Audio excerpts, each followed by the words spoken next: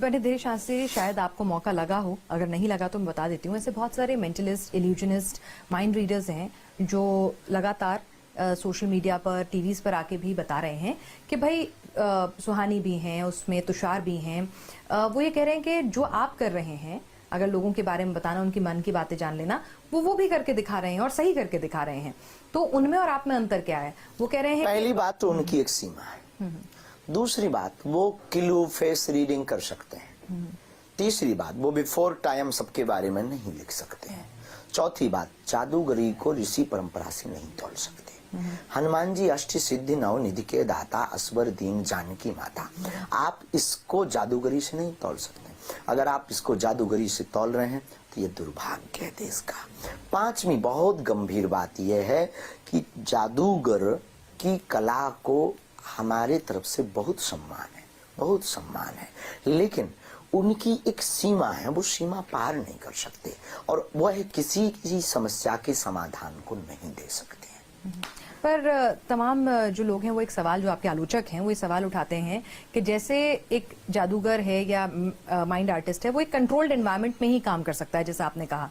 तो आपके बारे में वो अनलिमिटेड नहीं कर सकता। हाँ, वो 4 लाख लोगों के बीच में नहीं कर सकता। वो भी वही कह रहे हैं, वो कह रहे हैं कि बिफोर टाइम नहीं कर सकता। पर वो जो आपके आलोचक हैं वो कहते हैं, और ये इसीलिए मैं प्रश्न पूछ रही हूँ क्योंकि देखिए, निंदक न्यारे राखी है, ये कहा गया है। तो इसीलिए कि आप जो हैं, जब वो सवाल आप भी अपने कंट्रोल्ड एनवायरनमेंट में करते हैं, आप भी सिर्फ अपने दिव्य दरबार में करते हैं, ये नहीं कि कहीं भी और जगह अगर कोई आना चाहे या मैं आपसे कुछ पूछना चाहूँ अभी, तो इस तरह से आप नहीं बताते हैं। उसकी परंपरा है। अच्छा, गद्दी की एक महिमा है। जादूगर तो आपके स्टूडियो में पहुंच जाता है, लेकिन दरबार स्टूडियो में नहीं पहुंचेगा, क्योंकि प्यासा कुआं के पास आता है, लेकिन जो कुआं है वो प्यासे के पास नहीं जाता है। ठीक है। तो जो ऋषि परंपरा की महिमा है, वो महिमा का मतलब उसका प्रार्थना होती है, एक ईश्वर से आस्था जोड़ने का एक औरा होता है, उसके लिए प्रार्थना की जाती, निवेदन किया जाता, जो मंत्र विधि है उस विधि का प्रयोग किया जाता। जिस प्रकार आपके कैमरे पर आने के लिए हमें लाइट का सहारा, कैमरे का सहारा, माइक का सहारा, उसी प्रकार हमें ईश्वरीय सत्ता के सामने आने के लिए अपने जो उपकरण है उनका सहारा लेना पड़ता है। मतलब प्रार्थना, कनेक्टिविटी, ध्यान, अंदर गहन होना। एक आरोप जो आपके ऊपर लगा है, मैं तमाम पूछूंगी ताकि आज जो है ये कोई ये ना कहे कि भाई हम बागेश्वर धाम गए और हमने ये सवाल नहीं पूछा।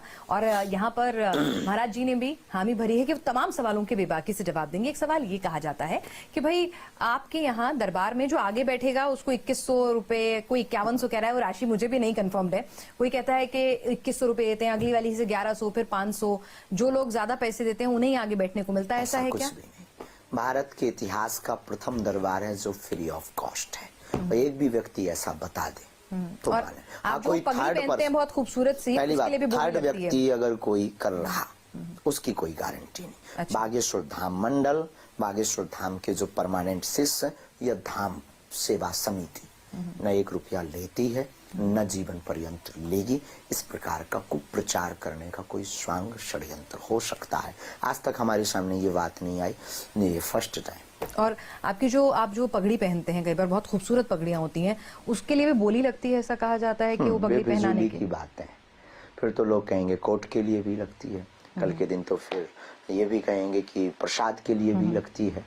और उनसे पूछिएगा कि उन्होंने कितने दिए। जी बिल्कुल। देखिए, मैंने कहा ना कि जो सवाल आप उनसे पूछिएगा कि उन्होंने कितने दिए। ठीक है, फिर क्वेश्चन उठाने का उन्हें अधिकार है। एक सवाल यह है कि कुछ लोग कह रहे हैं अब कि आपने कर्ण पिशाचिनी एक सिद्धि का नाम है तो वो सिद्धि आपने हासिल की है। देखिए, भारत के इतिहास में कोई ना कोई बात ऐसी उठाई जाए जो उससे मैच करती है। कर्ण पिशाचिनी एक पिशाचिनी है, और हमारे गले में किसका चित्र है? हनुमान जी। 24 घंटे रहते हैं। मुगदर किसकी? हनुमान जी की। धाम किसका?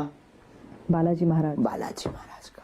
और हनुमान जी के लिए लिखा क्या? भूत पिशाच निकट नहीं आवे, महावीर जब नाम सुनावे। तो जब पिशाच या पिशाचनी निकट नहीं आवे, महावीर का जब नाम सुना, तो या तो पिशाचनी नहीं है या हनुमान जी। चलिए, जवाब तो उन तमाम लोगों को मिल गया जो कह रहे हैं कर्ण पिशाचिनी सिद्धि के बारे में। अच्छा, आप कहते हैं कि आप पॉलिटिक्स से दूर रहना चाहते हैं। आपने अभी भी कहा कि पॉलिटिक्स से आपका कोई लेना देना नहीं, लेकिन आप हर पॉलिटिकल मुद्दे पर आपके बयान जरूर आते हैं। नहीं, जैसे आपने जब आफ्ताब और श्रद्धा का मामला हो रहा था तो उसमें आपने कहा ये कि देश मुस्लिम भी आए। देश की अस्मिता की बात थी, कोई पॉलिटिकल नहीं था कि वोट फॉर कोई पार्टी के लिए। बहनों की रक्षा सुरक्षा की बात थी। और जब आप योगी जी के बुलडोजर को बीच में ले आए, योगी जी का बुलडोजर को लेकर के हम बिल्कुल नहीं आए। बुलडोजर हमने एक व्यवस्था की बात की थी, सुरक्षा की बात की थी। हमने ये नहीं कहा था कि योगी बाबा का बुलडोजर हम ले रहे हैं।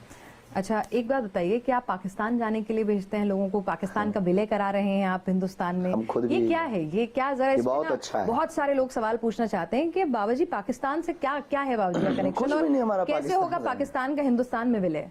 जैसे अलग हुआ था वैसे। मतलब क्या होगा, क्या मतलब आपको क्या कोई सिद्धि ने बताया है कि विलय होने वाला है? नहीं, सिद्धि क्या, उसकी कंगाली दिखा रही है। आप दिन भर तो न्यूज दिखाते हैं कि पाकिस्तान कंगाल हो गया है, आपका चैनल ही दिखाता है दिन भर। तो जैसे वो कंगाल हो रहा वैसे विलय हो जाएगा। जाएगा बेचारा कहाँ, विलय- आपके पास ही तो आएगा। अच्छा, तो आपको तय है कि ये होके रहेगा? हाँ? ये होके आज रहेगा? नहीं तो कल अच्छा, होके रहेगा। ओके रहेगा। अच्छा, एक चीज बताइए, ये सवाल भी आया है, मैं एक एक करके वो तमाम सवाल पूछे। आपकी शादी को लेकर भाई इतनी जिज्ञासा है, आपकी माताजी भी कहती होंगी कि अब तो ब्याह कर लिया जाए, कहती तो हैं, तो उसको लेकर कुछ मन बनाया? बहुत पुराना